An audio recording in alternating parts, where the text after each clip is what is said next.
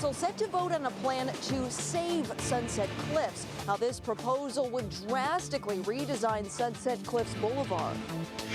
San Diego families feeling the squeeze. What city leaders are doing to tackle the soaring childcare costs. Enchanting video captures a treasure beneath the surface at La Jolla Shores. What you need to know so you don't take them home as a souvenir. And San Diegans have another chance at becoming a billionaire overnight. We'll take you to a convenience store where many are coming in with $2 and a dream. Meet the big dog on campus, the Duchess of Helix High. CBS 8 News live at 6 starts now.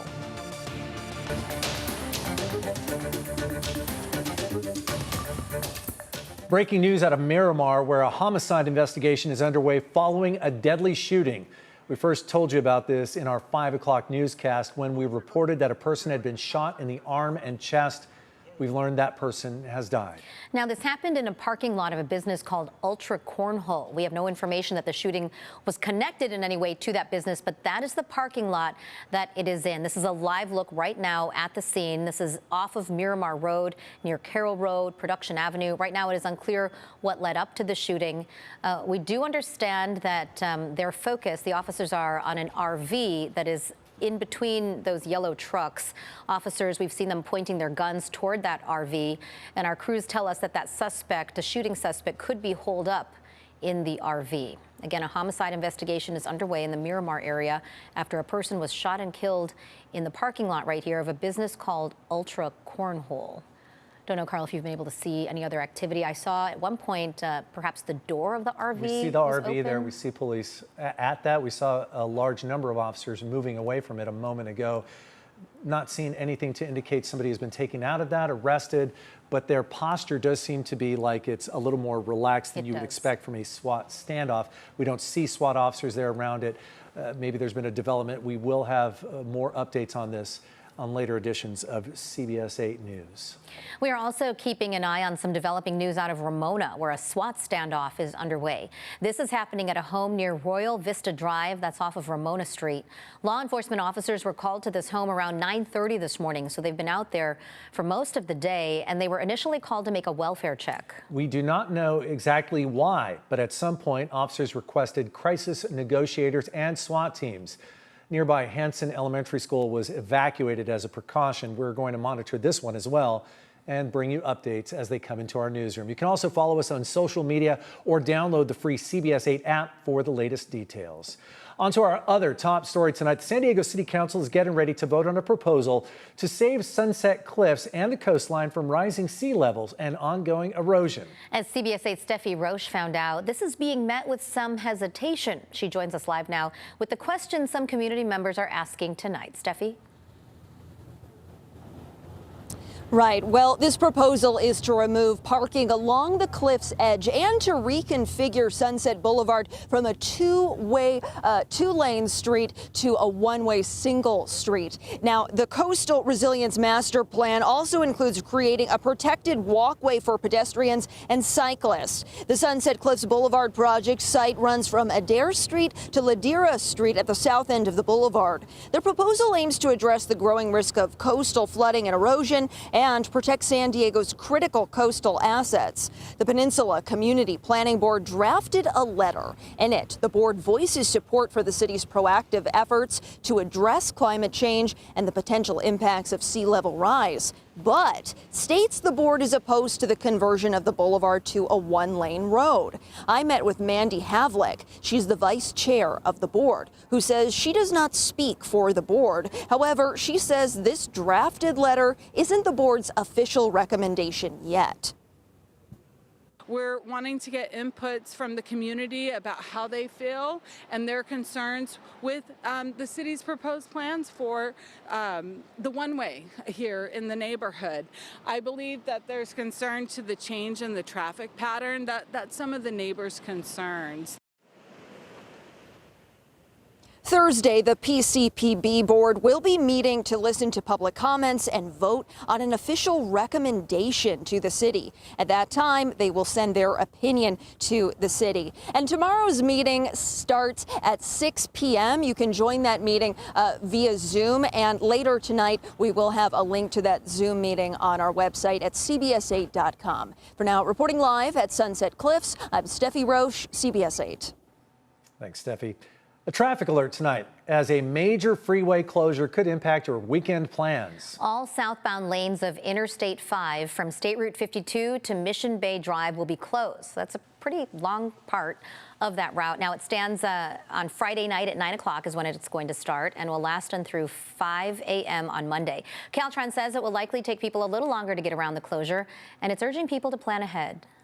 Definitely understand the frustrations. That's why we're trying to get this word out so that people can avoid the areas.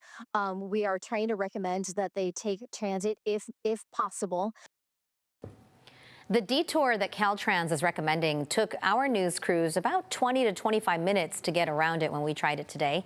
This, of course, is a sped up video. We didn't drive this fast. We have a full list of everything you need to know about the closure on cbs8.com so that you can plan ahead, avoid some headaches this weekend. Just click on the digital version of this story. There is a problem. Something is fishy. Something is wrong. Something is off in the sheriff's department where we have people die overnight in the jail. Activists rallied outside the Central Jail downtown in San Diego this morning, calling for more transparency on an in-custody death that happened 4 days ago. It marks the 8th death in sheriff custody so far this year. CBS 8's Alex Cheney will have more on the push from advocates and what sheriff's officials are saying about this latest death coming up in a live report at 7.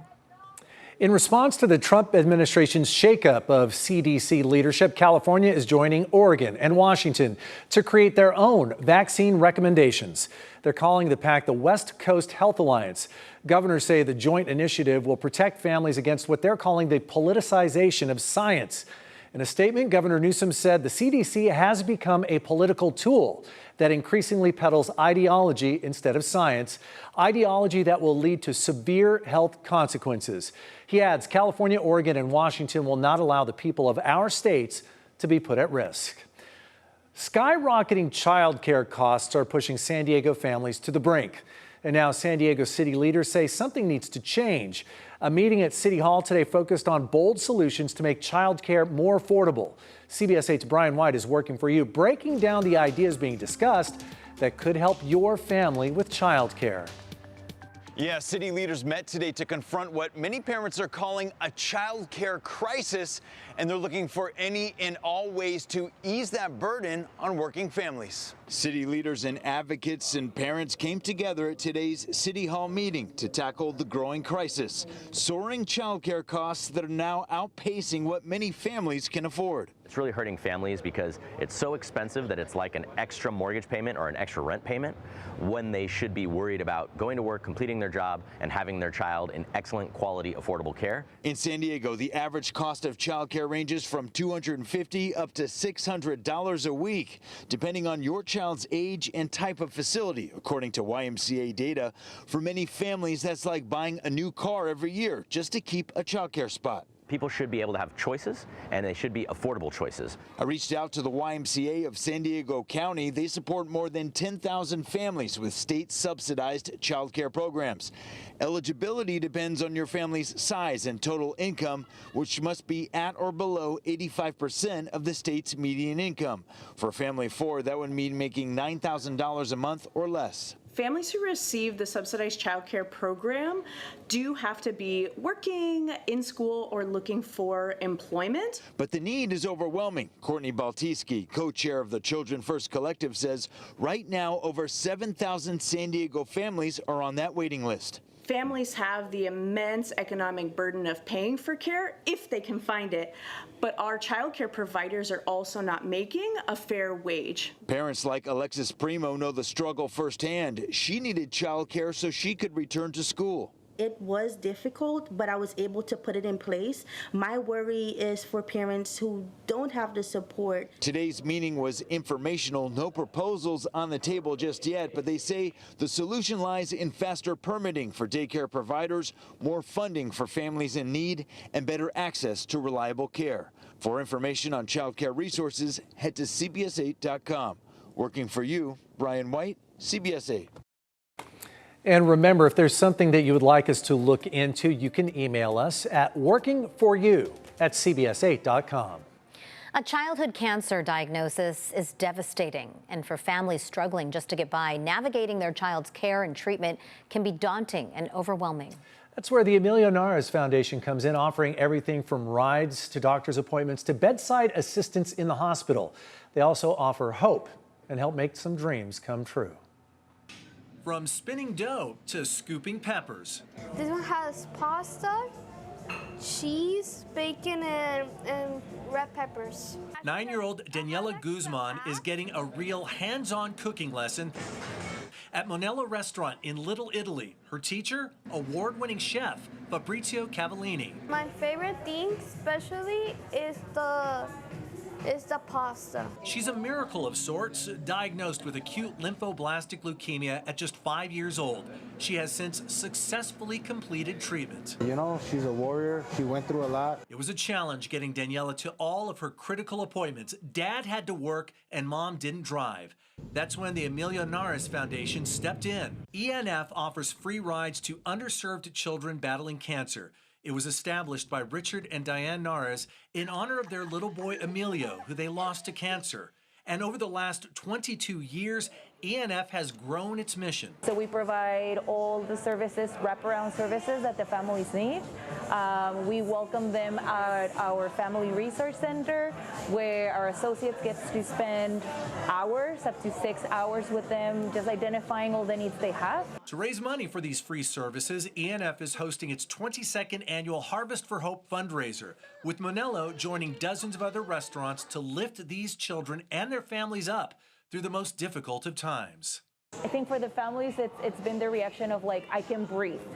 I have someone that is helping me, kind of like guiding me on how to make those decisions. That guidance and the rides helped the Guzman family through Daniela's cancer journey. It was a rough ride, and right now we're just blessed to be here, blessed to still have her with us, so we're just enjoying every moment. And Daniela is enjoying being healthy and pursuing her dream of one day becoming a chef.